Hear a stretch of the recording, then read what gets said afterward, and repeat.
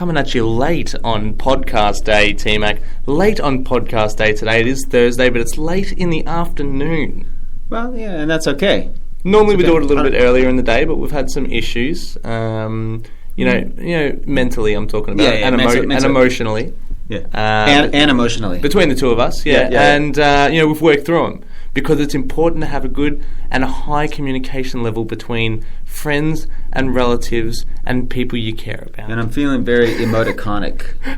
Are you really? Emoticonic. What's your emoticon right now? If you had to send me a message with one emoji... It's like one side of my mouth is down, one's up. There's a slight tear dropping down repetitively, and What's a repetitive tear? My eyebrows are crunched because it's animated. What do you mean? It's an emoticon. So you got an animated emoji somehow. That's right. Where did you get an animated emoji from? I'm talking about iPhone emojis here, Tim. Yeah, in my mind. So you made up your own emoji. Let's not delve into this a little bit more because that frustrates me a little bit. Does it? Being a Gen Y. Yeah. I'm a Gen Y. Okay, I just made something that makes you tick. Well, an animated emoji. It's because you can't just make up. Like I asked you a specific. No, but the emoji, I don't know. I just don't know what emoji. All I know is like, are you using Viber? Are you using iPhone message service? No, but are you using MSN? On Gmail message service, the emojis can be animated. I'll give you that. That's what I was thinking of. But it's not a constant repetitive animation. It's just a single animation. And then you're done. No, doesn't it just keep going? It doesn't. No, like the Vine. It's not like the Vine. If you send a smiley face, let's just say, then it smiles, it goes back. It smiles, it goes back. Smiles, it doesn't. No, it starts off as the smile, and then it sort of twists and transforms into a yellow face. And then it just stays like that. And then he sticks his tongue out, right? I've sent a few smiles in my time, T-Mac. And then you got the one that combs his hair. I crack on a lot of girls at work. Sure. Okay. So I kind of know a little bit about the winky face. I know a little bit about the smiley face. Oh, do you? Okay. I know about the emoji with the one pointing and the other one where it's like the perfect symbol, so it looks like I'm doing the sex and a sexual act with my hands. Oh, yeah, there's actually one like that, isn't there? Yeah. So it's like pointing a finger, and then the other hand is formed into a circle. A circle with the three last fingers of your hand, the less important fingers of your hand. Yeah, like the first grade. Upwards, northwards. The first grade symbol for doing it. Yeah, and then I just, back and forth. And did you feel her boob? It gets a nice little... I think next week I might try to oink, oink, oink. Yeah. And then I did it for real. And now here we are. Ep 72. Thanks for coming, guys. Sorry, we're just in our own little worlds. Oh, that's right. We're podcasting. That's we right. Are we kind of had a little bit podcasting. of a conversation of our own just then. We're supposed to have the business guy on today, T-Mac. Yeah, he had some stuff going on. We'll have a guest next week. The business guy. The business guy. Yeah. So we had the sporting guy on. Now we've got the business guy. This guy's got some really good ideas. Everybody needs to listen. So what's the business guy? So he's one of our advisors. He is indeed. Yeah. Because I don't really know our team because I don't really talk to. Well, he's part of our legal team, but he's more on the business side of things. So he's kind of the. He's an ideas guy, I'm told. Isn't he? Yes. He comes up with some great ideas. And he's got a few good ideas for the show as well, and for just general day-to-day life. Yeah, wait for that one. That's so. If there's a podcast you got to listen to, it's our podcast next week for the business-minded podcasting listeners. So if you listen to this, that's the episode. Just stop listening right now. If you're listening this week, listen to next week's one. Yeah. Anyway, for everyone that's stuck around. In store today, anything exciting? You want to give them a little taste of what we got in store? What have I got today? I don't know. I've got some interesting issues, T-Mac, that I found going into the country. Okay. I went into the country last weekend. Okay. And I found something that was quite interesting that we may or may not have some interesting things to say about. Is that where you found that voice? You found that out in the country? What? I'll be talking about, I've actually got a long-awaited tech update, and talking about the tiny house movement in the United States. So we'll look at that as soon as we come back after this. Yep.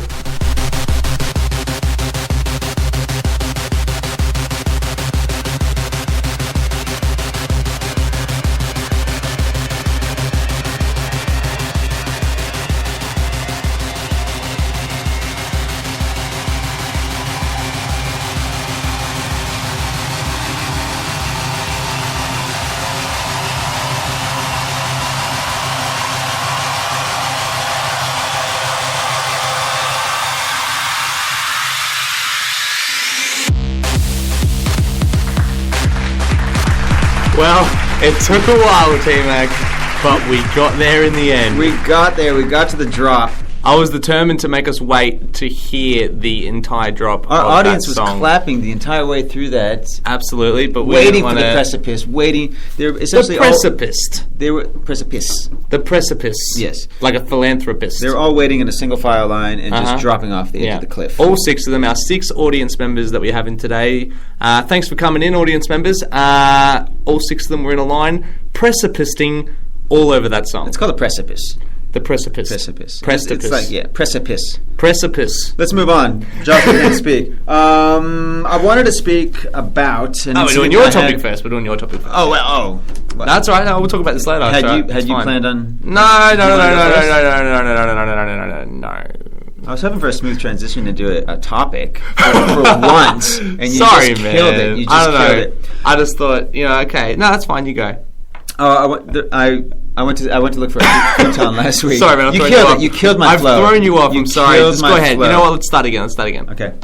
So last week, went out futon shopping. You went futon shopping. You need a futon for your house, so you went to a futon shop. Yep. Is how it works. Normally, if I want a burrito, I'll go to Mexican. This time, I wanted a futon. You wanted a burrito. So futon, I want to get a good price. You can go to these big places and stuff like that. You pay too much for futons. Don't want to get a second-hand one. Opposed to wanting a bad price. So I saw one of these little tiny joints, little one-man band operation. Yeah. So one man, there's a band. In the suburb I live in. Yeah. You don't have to repeat it. So you live in a suburb. Yeah, that's right. Actually, in a house there. So you live in a house in a suburb, and you went to Mexico for a burrito. We're square. Now, so I went into this joint owned by a Chinese man. Okay. Yeah. Kind of a shabby joint, like not really, no signage out front, nothing. How do you know he's Chinese, by the way? I mean, he could be Thai. Yeah, that's what I mean, though. Like, how do you know? Well... You said that really confidently. Like, does he have like Chinese flags up or something? Yeah. Actually, he did. He had the little cat with the paw thing. Okay, that's Chinese. Yeah, that's Chinese. That's Chinese. Yeah, it's Chinese. Okay. Yeah, I think it is. So looking at futons, checking them out. My wife and I, because we wanted to get one for the guest bedroom thing. Are these good quality futons? Right. Like, pretty decent quality. Decent. Kind of a discount thing. But they get them overseas. They import them. It's one of those places you can bargain no matter what. And you're not going to be like going to a Freedom or some shit and paying $700. And you can't get any money. So we're checking it out. And we're thinking, okay, this one might be all right. We're not necessarily going to buy it today. We know that. Yeah. So we figured, okay, let's grab the guy's card. Maybe we'll come back. His card now. His card. Okay. You like this one? Okay, I'll give you a good deal on this one. Oh, okay, you'll give us a good deal. Yeah, cool. Yeah. All right. Can we grab your card? Let's grab your card. We see there's like a little card holder on the counter next to the register. So I go to grab the card. There's only one card in it. So he gives you the card. Yeah. There's only one card in it. I grab the card. You grab the card yourself. He quickly goes, "Oh no!"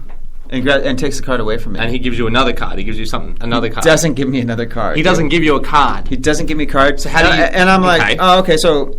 Oh, you wanted to give me another one. I thought maybe this one was a bit dusty. It's like he has some new cards. Like maybe there's old information on that card. This is a demo card. That's a demo card. It's a little bit dusty. It's for show, yeah. You get some crinkles on it. He hands it out. People see it. But for you, I'll get you a nice, new, clean card. I'm going to go into my drawer because we just printed some new cards. Just got a whole box of them. Brand new email. Nice ink on that. It's some good website that you can check out. Laser printing. Bam. Got the matte finish. No. No? Why not? It's his only card. Okay. So no. You can't take the card. My only card. What do you mean only card? It's my only card. It's his only card. We're like, but I don't know what you we want to come back and say, no, the only card I have. You come back by, I give you a card. Why does he even have that card? You come back. And why is he presenting that card? He's presenting it in a business card holder with two hands, which tells you that this is where you get the business cards from. That's right. You don't have a business card holder to hold your cards. You have it to hold your cards for people to grab and then take away. Here's the thing. I think basically he's a minimalist at heart, right? Okay, right. He has no signage out front. Sure. He likes to have a signage inside. Yeah. At the counter, at the register, point of sale, POS, signage. Outside his shop, he's got a little A4 sheet of paper saying, "Come inside, check out our details." It was a piece of masking tape with written in a text saying "Futon here." Futon's inside. Futon inside. Okay, but no, you can't have my card. No. And we were laughing. We thought he was joking. And I'm trying to take it back. It's a little mini tug of war going on with this card. He finally grabs it back, puts it back, places it back in the thing. I'm like, we're laughing. Like, okay, this is where the card goes. Don't touch we come back. we're going to get that card, right? So it became like a mission for you. It became like a thing. This is his sales technique, dude. Yeah. He wants people to come back. It's an incentive, absolutely. So the only way to know, how to get in contact with him is to be in the shop. That's correct. Clever of this man. Yeah. Clever of this man. Okay, maybe we'll give you a call for a delivery. Call me. Have a number. What was the number of that futon guy? Let's go back. Let's go back to the shop. Let's go back and look at it. And then, bam, you're buying a futon. Exactly right. So very clever of this man. Our plans are definitely to go this weekend and buy yourself try to acquire a card. Are you going to get the card? I mean, maybe you should make a deal with him that you will buy a futon only based and get like the most expensive one that he has. Yeah, which I'm assuming is like $300-400, maybe something like that. Yeah, and go to him. I'm only going to buy this futon if you throw in the card. Yeah. Oh, well, that's definitely going to be a stipulation. And in fact, I want the goddamn thing laminated. I'm surprised he didn't say that. Yo, you. Why isn't he laminated himself?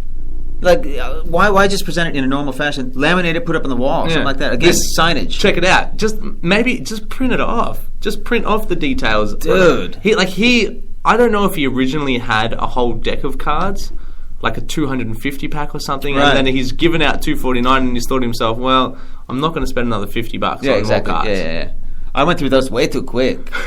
Everybody take one. No, come back. Was it a nice card? Was it a nice card as well? Dude, you know what? It was, no, it wasn't. It was one of those, ones like $50 gets you 600 or some shit like that. Well, there you go. So there's a lesson for all you business owners out there. Yeah, and maybe we'll have the business guy talk next week on that aspect. His opinion on business cards. These are techniques. It's actually a sales technique, though. It is. I am excited to have the business guy on the show. Yeah. I feel it's going to be a different perspective. It's almost like it's a different market that we haven't delved into yet, is some solid, hardcore business ideas. Yeah, and the majority of our listeners are hardcore business people. People have been asking about it. Yeah, get a lot of emails that way.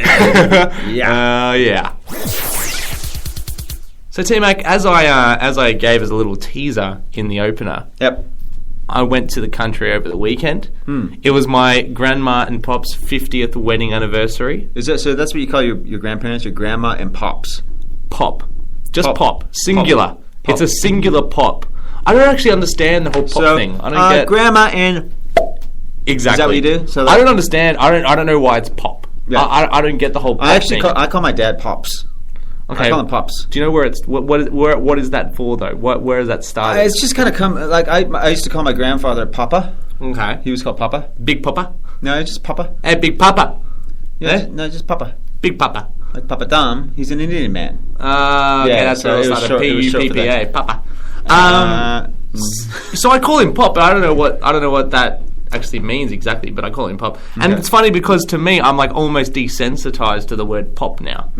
Because it means nothing. It's not grandpa. Hey, Pop. Because grandma makes sense. It's just old school. It's what's the feminine version of Pop? Pip. Pip and Pop. Yep.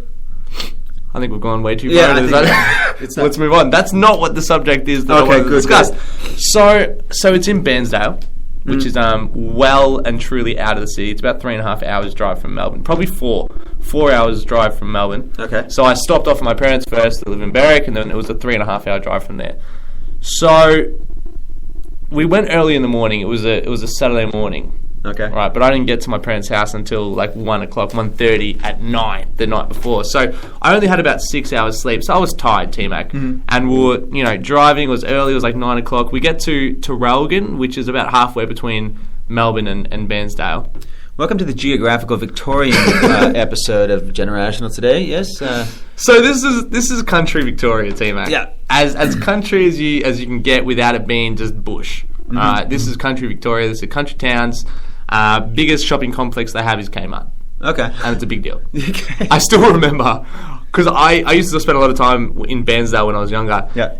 The year that Kmart opened, everyone was talking about Kmart. Epic It was the biggest... Epic launch. The biggest news in Bairnsdale was... Holy shit. Kmart is opening. We're going to be able to get... Coloured T-shirts.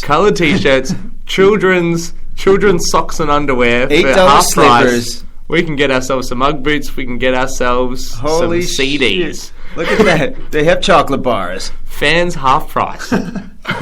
So anyway, so I'm in Traralgon and we stop at McDonald's and I go, you know what? They have a McDonald's? They have a McDonald's. Holy shit. They have McDonald's everywhere. That's huge. And they're fancy huge. McDonald's. They have like screens with like order numbers and there's stuff going on. Anyway, so I go because the shopping centre right next to it. I'm like, I'm just going to go inside. I'm going to find a cafe. I'm going to get myself a coffee. Yep. Now, listeners of the show know that yourself and myself are fond of a long macchiato. That's right.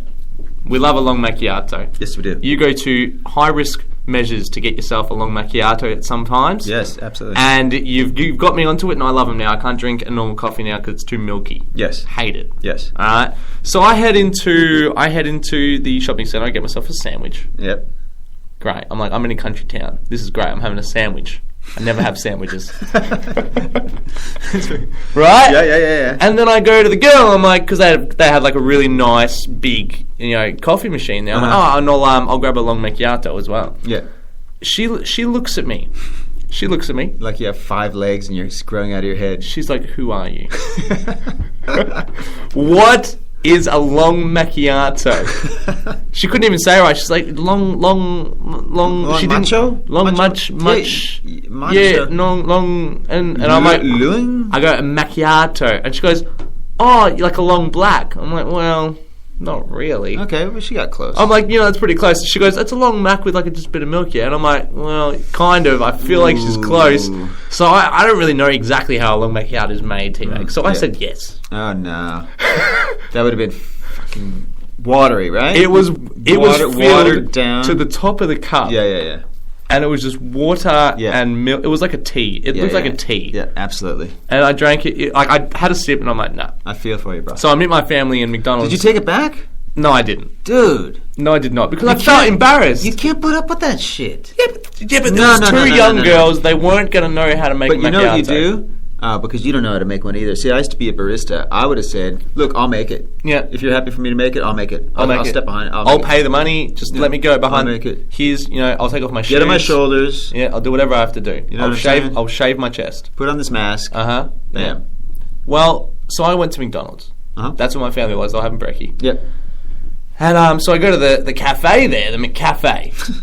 And on the board, McCafe. On the board, macchiato clearly says macchiato. Okay. It's an option. Yep. I'm like, bam, I'm getting myself a macchiato. Okay. To go with my sanger, my country sanger. Oh god. Country Victoria sanger. Yeah.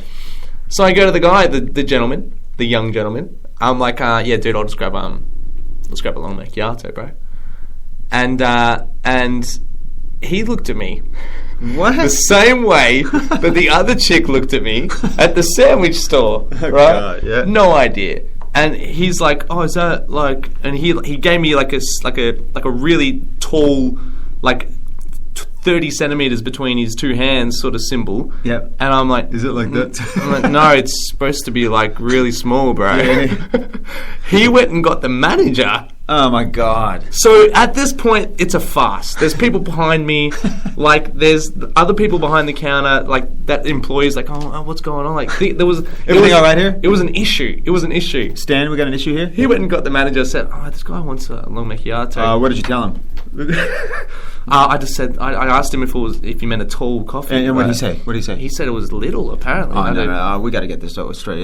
Did he read the menu? I don't know. Did you see it on the menu? It's written on the menu, but it's one of those ones that you said don't worry about. Do you remember this in training? We went through this. You said don't worry about if anyone comes in asking for a macchiato. I told you no one would order a macchiato. Well, you said that. Right. Someone came in and ordered a macchiato. Where is this guy? So the manager went out. Yep. And said hi to me. I'm like, oh, hey, how are you?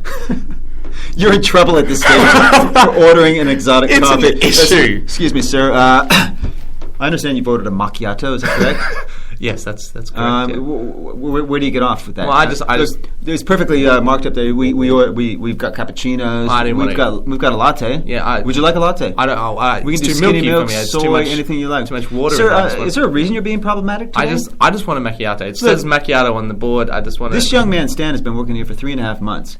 He's about to get a gold star. Stan's very nice. He's a nice boy. I don't need you giving him issues with ordering these exotic coffees. No problems with Stan. I just want myself a long macchiato.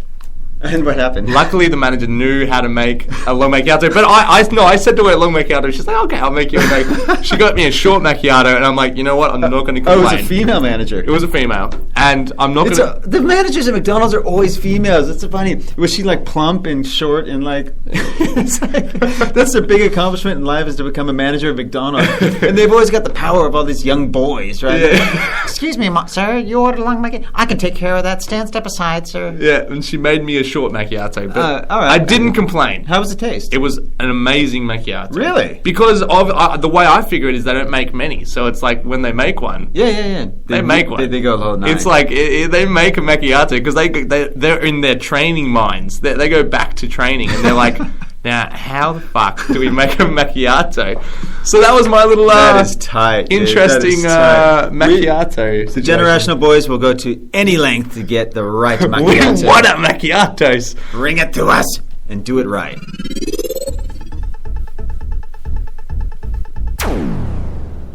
So there's a tiny house movement in the United States at the moment. What do you mean tiny I house? will explain if you let me say it. I just mentioned it then. So you live in a suburb? I wasn't going to say that and then let's go to the next segment and let everybody figure it out. It's basically to fight. Fill in your own segment. It's to fight homelessness, and what they're doing. These people are doing. It's happening in Texas, California, Wisconsin, all these different states. Massive homeless problem in the United States, right? Like, it happens, especially where I'm from, San Francisco. You walk down Market Street, which is the main street in San Francisco, and there's mad people on the streets just lying, angry people, lying in old condemned shop fronts with blankets, boxes, all this stuff. So. What's been happening, and this is a movement of a California artist. He's actually building little mini. What effectively look like colored dog kennels with doors on them. Okay, so he's doing it for the homeless people in San Fran. Yes. Okay, but it's also happening elsewhere, and essentially they're all made out of recycled material. Whatever he finds, whether it be wood, plastics, this and that, car parts, whatever. Arsenic. Yeah. He's an artist, right? Most of them asbestos. Are exactly. Like most of them are made of asbestos, and that's.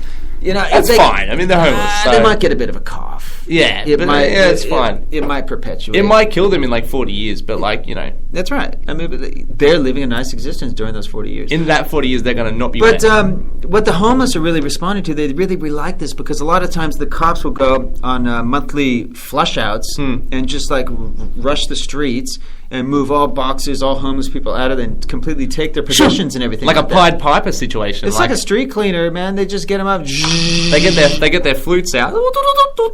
Yeah.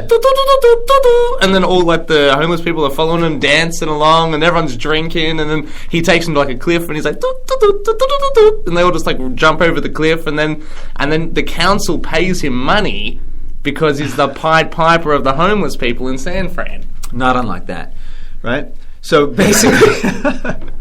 Sorry, I just blacked out. What happened there?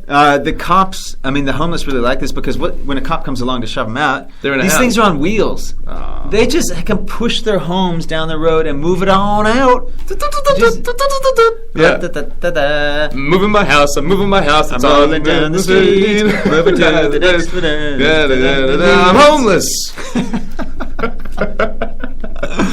So it's a really exciting time for homeless people. That's crazy. It's the tiny house living movement. the high life. Get behind it. Look it up. Is there different like levels of awesomeness of the houses, or does he build them all? He's trying to make them like similar.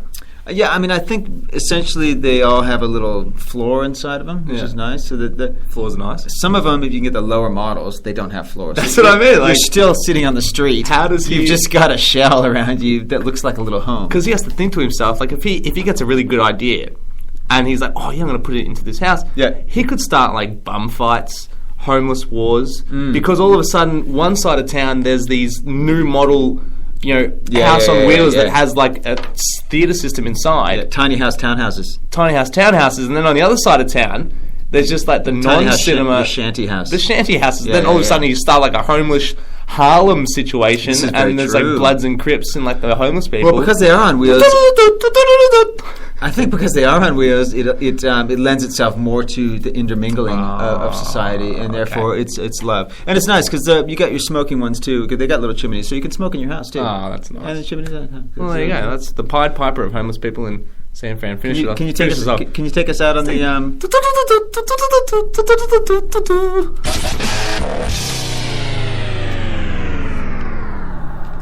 T-Mac, just before we finish today, I just wanted to tell you something that started in our life that I think we're going to be talking about a lot. Okay. In my life. Yep. In my apartment block, there is, for lack of a better word, a loony. There is a loony, and he's only just sort of popped his little loony head out of the ground and started being realised by a lot of people in our apartment block. And he does some crazy shit. I don't know if he's just moved in like a week ago, or if he's been there the whole time and he's only just like snapped. He's like, his wife's left him, and like his kids have like gone interstate, and all of a sudden he's got nothing left, and he just decided to go weird. Yep. But this guy opens his balcony door and just hurls abuse at like 11 o'clock at night the other night. He was just yelling stuff. Like what? He just yells like profanities. Really? He just yells stuff. We opened our balcony door to hear it like a little bit better. He's like, fuck this, I'm gonna burn you all down. Like, he's like just saying random shit, right? Shut up, little man. Shut up, little man. He pulled out a whistle. He had a whistle, T-Mac, and he was blowing his whistle as hard as he could. This is like 11 o'clock at night. My God, he's an ex-raver, dude. He's like, he's sorry to see the 90s are gone. He's having a crazy party up there. He's just living into the heart, listening to the tech house. Yeah. And he's out there about... Maybe he's training to be a Pied Piper. Who knows? So anyway, my housemate stays home today, right? Yeah. And he sends us a video, all the boys, a video of him, and it's just... He's in the staircase at the place, in the apartment block, and you can just hear him clearly... hurling abuse at someone. He was either on the phone or watching TV and just yelling abuse. And then he went outside and he started heading away. And the guy started yelling abuse at him from his balcony. Right. And he was yelling abuse at other people as well, just like random people. So someone obviously called the cops on him because a cop car rolled up. And then he went back inside. The cops talked to him a little bit. But I think this is going to be an ongoing thing. Oh, excellent. T-Mac. So we've got a loony in the apartment block. That is brilliant. Let's see what happens. Can you see if you can get a recording of him and we'll put it on the cast? No, definitely. I think that's definitely the I think that's... we'll start like a little mini-series. Each week I'll do a different recording of the loony of the apartment block in St Kilda.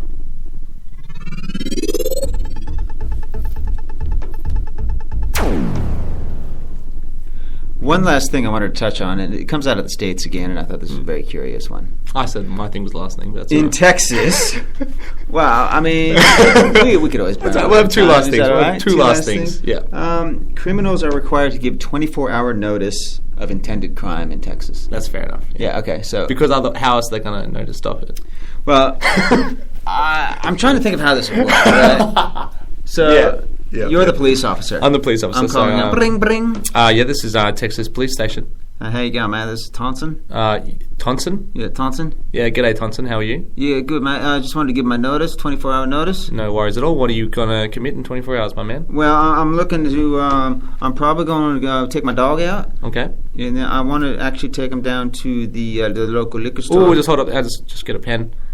Liquor store, yep. Continue. Yeah, it's going to be a hold up with my dog. So you're going to have a hold up with the dog. What weapon of choice will you be doing, Thompson? What do you... Well, can you give me a prospective success rate on this one? Because I'm not sure. Sure, absolutely. 33% fail because they don't use a firearm. So they're going with a bat or an axe, and then that can obviously, you need to be really close to the attendants at the shop, and then you can find that you can maybe they have a bat themselves, and then all of a sudden you're on level ground. So my advice is to bring a firearm, pistol or a shotgun would work absolutely fine. Oh, okay. I told you, Louise. You dumb cunt. Okay, then. Thanks very much. I'll call again tomorrow and let you know when I'm going down there, all right? All right, no worries at all. All right, thanks very much. Thank you. And that's generational.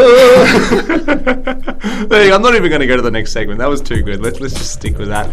Throw a bit of music on and let's wind down, T-Mac. Yeah, let's wind it. Let's wind down. That was a great app. I hope it recorded. Yes, let's hope so. No, I think I was. Of course it did. Why wouldn't it? We're seasoned professionals by this time. Well, I mean, there's always room for error. Isn't there? Well, let's err on the side of success for this one, huh? People, get us on the email, get us on the text. Get us on the email. Be sure to report us 24 hours before you give us any sort of positive feedback or reviews or Facebook comments or tweets. Apologies, we ran out of time. Didn't get to that tech update, which I will report next week. Absolutely. The tech update. And I had nothing that I missed. So, yeah. thank you for listening. Thank you, peeps. We out then, yeah? All right, T-Mac. You got anything else to say? Any final words? Or? Just keep on trekking, get the tiny house, and follow the Pied Piper right to Generational webpage. Late.